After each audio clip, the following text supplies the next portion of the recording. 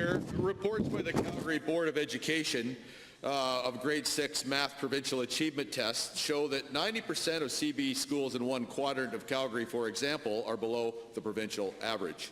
To the Education Minister, are you aware of these results, and what are you doing to support teachers and students to address this alarming trend in many areas of Alberta?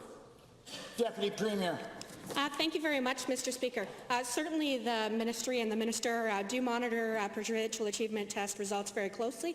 One of the #1 things that happened by this government when we were elected to make sure that we were supporting teachers and students is that we actually funded the growth in enrollment across Alberta. So that resulted in 1,100 teachers in classrooms, as well as 800 educational assistants who are likely to lose their jobs maintaining them, and about 260 more being hired, Mr. Speaker. So certainly having the right resources in the classroom is going to help. For supplemental.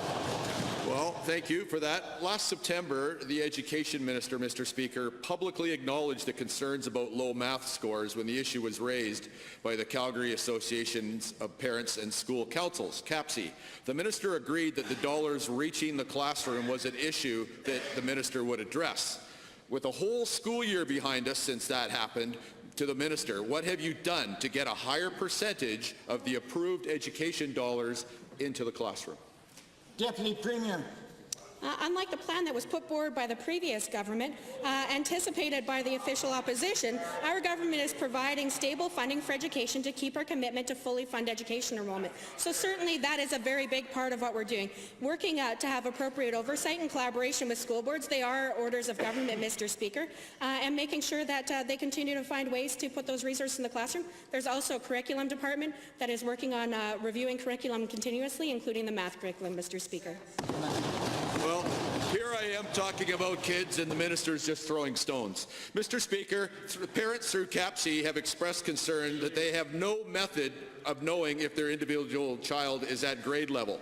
CAPSI has suggested to the Minister a set of 40 math questions, for example, for each grade that a child could answer for their parent so the parent could see if they're at grade level. Just one example.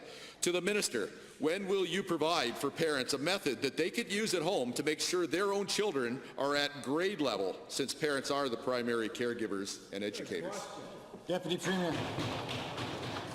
Thank you very much, Mr. Speaker. Certainly, we want every child to get the supports that they need to be successful in life. That's one of the reasons why we put in place teacher supports and resources. We've clarified expectations for basic numeracy. We're working with post-secondary institutions to improve training for new teachers, and why it's so important for parents and schools to have an ongoing collaboration, including school conferences that are set up, Mr. Speaker. But I have to reinforce how important it is to actually have teachers in the classroom, Mr. Speaker. And that's why, instead of moving forward with rash cuts that were proposed by that very party, we reinvested in education, put money in the schools so that adults can be working with the kids to help them and their families.